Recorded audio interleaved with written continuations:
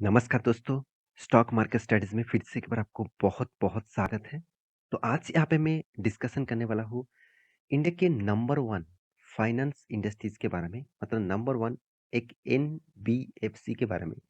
तो एनबीएफसी मतलब non banking financial companies. देखिए नॉन बैंकिंग फाइनेंशियल कंपनीज़ के इंडस्ट्रीज में देखा है तो नंबर 1 जो कंपनी है वो है बजाज फाइनेंस।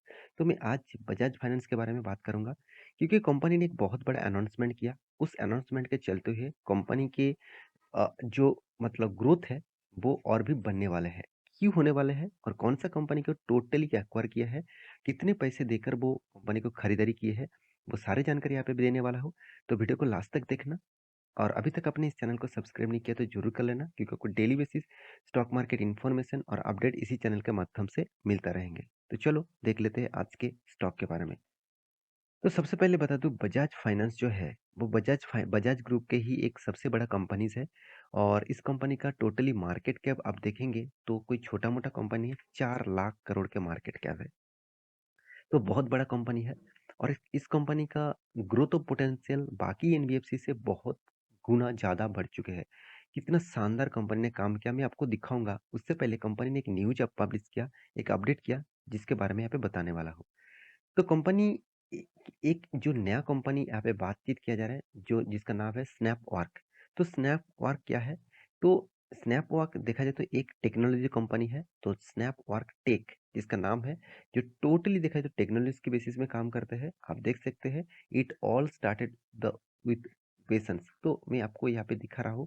तो कंपनी देखिए कौन सा सर्विसेज देते हैं वो आपको दिखा देता हूँ। चलो मैं यहाँ पे मार्किंग कर दे रहा हूँ, आप देख सकते हैं यहाँ पे। तो थोड़ा सा मैं चेंज साइड में कर देता हूँ। हाँ अभी ठीक है। अब देख सकते हैं कौन सा है, डिजिटल ट्रांसफॉर्मेशन। साथ ही साथ आप देख सकते हैं क्लाउड सर्विसेज। यहाँ पे देख सकते हैं डिस मतलब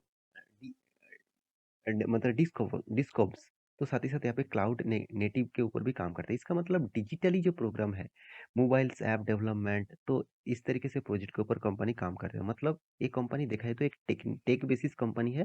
तो इस कंपनी को क्यों बजाज फाइनेंस से खरीदारी की है, तो इस कंपनी का खासियत क्या है आप सबसे पहले देख लीजिए। Our clients. तो आवर क्लाइंट्स जो है मतलब इस कंपनी का क्लाइंट्स कौन सा है देख लीजिए, कितना बड़ा स्ट्रेंथ है इस कंपनी का। देखिए यहाँ पे बजाज फिनसर्व है, साथ ही साथ बजाज फाइनेंस तो जुड़ ही चुके होंगे। और साथ ही साथ एचडीएफसी है, इंदाबुल हाउसिंग फाइनेंस है, आईसीआईसीआई बैंक है, कोटक महिंद्रा बैंक है, एचडीएफसी सिक्योरिटी है, आदित्य बिरला है, यस बैंक है, Tata capital, Sony Liv, IDBI bank. तो देखिए सऊदी अरबिया के भी दो कंपनीज है। साथ ही साथ आप देखेंगे एसबीएफसी है, महिंद्रा फाइनेंस है, इंदाबुल हाउसिंग फाइनेंस है, सॉरी इंडसइंड बैंक है, साथ ही साथ शेर खान है। तो सोचिए कितने बड़े बड़े कंपनी इसका क्लाइंट है। तो आपको एक बात मैं ज़रूर कहूँगा, ये जो कंपनी यहाँ पे दिखा रहा हूँ, इस कंपनी को दिखाने का मेन मकसद है, इस जो कंपनी के इतने बड़े क्लाइंट बेस है, इस क्लाइंट बेस से देखा जाए तो कंपनी इस क्लाइंट बेस के हिसाब से ही कंपनी काम कर रहा है, इस क्लाइंट बेस के हिसाब से ही कंपनी खुद को टेक्नोलॉजी बेसिस में काम कराता है। तो अभी आप कहेंगे सर इसमें बजाज फाइनेंस का क्या हाथ है? देखिए बजाज फाइनेंस ने क्या किया, इस कंपनी को टोटली खरीदारी की है। और टोटली नहीं, 40% स्टेक खरीदारी की है। देखिए कोई भी कंपनी का 40% स्टेक खरीदारी किया है तो एक मेजोरिटी उसको भी यहाँ पे देखने को मिल सकता है। देखिए Bajaj finance to acquire 40% stake, वो किसका, स्नैपवॉक टेक। तो स्नैपवॉक टेक को की खरीदारी की है क्योंकि आप जानते हैं उसका इतने ज़्यादा क्लाइंट बेसिस है। तो उस क्लाइंट को वो सर्विसेज देते हैं तो उसका एक अच्छा खासा रेवेन्यूज भी आएगा, तो वहाँ से कंपनी को फायदा होगा। देखिए बहुत सारे लोग क्या करते हैं, आप सोचेंगे कि बड़े बड़े जो इन्वेस्टर होते हैं वो डायरेक्ट सिर्फ स्टॉक मार्केट में ही निवेश करते हैं, ऐसे बिल्कुल भी नहीं। वो बहुत सारे स्टार्टअप के ऊपर भी निवेश करते हैं। स्टार्टअप के ऊपर मतलब इस तरीके से टेक कंपनी, बहुत सारे मतलब रियलिस्टिक इंडस्ट्रीज, इस तरीके से कंपनीज के ऊपर भी निवेश करते हैं। क्यों करते हैं? क्योंकि वो खुद का मतलब जो पैसे है उसको डाइवर्सिफिकेशन करके रखना चाहते हैं।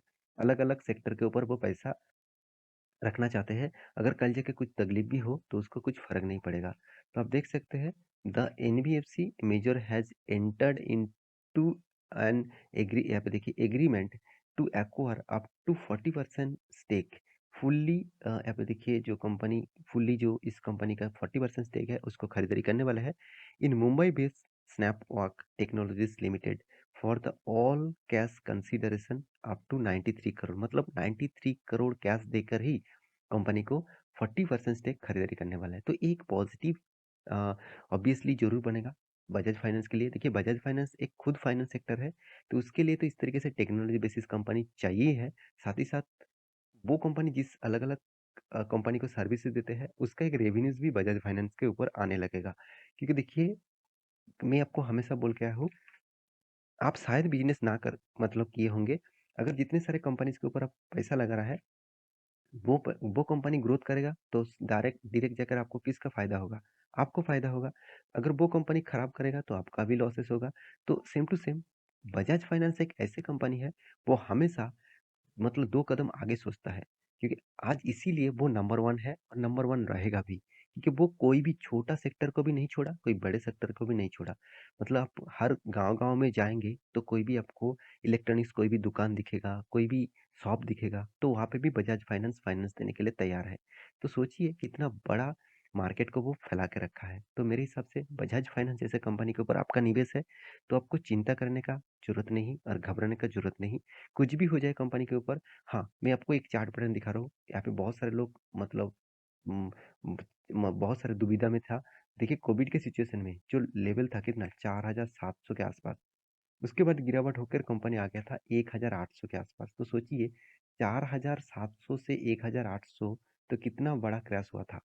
अगर जितने सारे लोग यहाँ पे पेशेंस दिखाया, जितने सारे लोग इस गिरावट के माहौल में भी खड़ा हुआ और इस गिरावट के माहौल में भी माल उठाया, तो आज वो कितना गुना रिटर्न मिल रहा है। क्योंकि यहाँ से मैं इस लेवल से अगर टॉप लेवल तक देखूँ, तो करीबन 250-300% तक कंपनी रिटर्न दे चुके हैं। जो प्रीवियस जो 450 का लेवल था, वो भी ब्रेक किया। अभी कितना चल रहा है? 650 के आसपास, सॉरी 6500 के आसपास। तो इतना बड़ा ग्रोथ इस कंपनी हमेशा दिखाता रहता है। तो मैक्सिमम चार्ट पैटर्न बंद कर दूं, इसका 10 देखिए करीबन 1,17,000% तक रिटर्न दे चुके हैं। तो यही खासियत है इसका। इस कंपनी का जो स्ट्रेंथ है मैं आपको दिखा दूं, तो कंपनी देखिए आपको एक्स्ट्रा बेनिफिट के हिसाब से बोनस एक बार दे चुके हैं। स्प्लिट भी कंपनी एक बार कर चुके हैं 1:5 रेशियो का, मतलब अभी फेस वैल्यू 2 रुपया है, मतलब एक के बदले 5 शेयर कंपनी आपको दे चुके हैं। तो सोचिए जितने सारे लोगों ने 2016 और 2016 में एक ही साथ स्प्लिट एंड बोनस लेके आए थे, जिसके पास एक शेयर था उसको कितना मिला? एक के बदले 5, और 5 का डबल हो गया मतलब 10, मतलब एक के बदले 10 शेयर उसको मिल चुके हैं 2008 में। यही खासियत है बोनस और स्प्लिट में। आप कहेंगे सर प्राइस का तो एडजस्टमेंट हो जाएगा। हाँ, प्राइस में एडजस्टमेंट हुआ है। अगर फिर से वो मान के चलिए तब प्राइस था 8,000, तो 1 इज़ टू मतलब 1 इज़ टू 10 रेशियो का मतलब 800 का प्राइस आ गया था। तो फिर से अभी कितना चल रहा है? 6,000 के आसपास। तो सोचिए फिर से जगह में चला गया तो मतलब कितना गुना प्रॉफिट आपको मिला। तो यही खासियत होता है इस तरीके से कंपनी में। डिविडेंड भी कंपनी साल भर में एक-एक बार करके देते रहते हैं। तो कंपनी प्रॉफिट एंड लॉस के बारे में बात करूँ तो कंटिन्यूअसली प्रॉफिट को इंक्रीजिंग मूड में लेके जाता है। कोई भी साल में ऐसे नहीं लगेगा कि कंपनी ने प्रॉफिट कम किया। हाँ, आपको इस टाइम में आप कहेंगे सर यहाँ पे कम हुआ था। कोविड के फर्स्ट लॉकडाउन और सेकंड लॉकडाउन के टाइम में कोई भी डेटा मत देखना, क्योंकि उस टाइम कंपनी का बिजनेस बहुत सारे बंद थे। फिर भी उस टाइम में भी कंपनी ने जो प्रॉफिट किया, वो ऑब्वियसली एक पॉजिटिव मानना चाहिए आपको। तो कंपनी के जो दम है मैं आपको दिखा रहा हूँ, इसीलिए इन्वेस्टर भी देखिए इस कंपनी के ऊपर कितना बड़ा भरोसा करते हैं। आप देख सकते हैं प्रोमोटर के बाद आप देखेंगे एफआईएस, डीआईएस, हर किसी के पास इसका होल्डिंग है। पब्लिक के पास भी होल्डिंग देखने को मिला है। तो इस कंपनी के चार्ट पैटर्न के बारे में बात करूँ तो कंपनी के चार्ट पैटर्न में पहले दिखा चुका हूँ। अभी एक ट्रेंडिंग में आपको दिखा रहा हूँ। यहाँ पे जो एक ट्रेन लाइन में आपको ड्रॉ करके दे रहा हूँ, ये बहुत स्ट्रॉन्ग एक रेजिस्टेंस है। ये बहुत स्ट्रॉन्ग रेजिस्टेंस है, करीबन 8,060 रुपीज़ के आसपास। तो ये लेवल जब तक नहीं तोड़ेगा तब तक अपसाइड देखने को नहीं मिलेगा। हाँ, आप कहेंगे सर तोड़ने के बाद ही क्या एंटर ले लूँ? ऐसे बिल्कुल भी नहीं। कभी कोई भी स्टॉक अगर दूर मतलब बहुत पीछे से अगर ब्रेकआउट कर रहा है, तो सोचना वो ब्रेकआउट फॉल्स ब्रेकआउट भी हो सकते हैं। तो उसको एक बार रीटेस्ट कर देना है। मतलब यहाँ पे जो रेजिस्टेंस था वही अभी बनेगा सपोर्ट। तो यही जो लेवल है, ये जो लेवल है, ये लेवल ही रेजिस्टेंस और सपोर्ट का काम करेगा। उसको रीटेस्ट करने दीजिएगा। फिर से अगर रीबैक करे तो वहाँ पे आप एंटर जरूर करने के लिए सोचिए। देखिए मैं डायरेक्ट आपको बोल नहीं सकता कि आप जाकर बाय कर लीजिएगा, सेल कर लीजिएगा। ये आपके हाथ में होना चाहिए।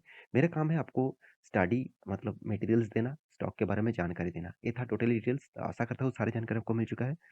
मेरी वीडियो कैसा लगा ज़रूर कमेंट करना। इसी तरीके से वीडियो पाने के लिए चैनल को सब्सक्राइब भी करना। मिलते हैं नेक्स्ट नया स्टॉक लेके, तब तक के लिए अच्छे से रहिए, अपने ख्याल रखिए। Bye bye.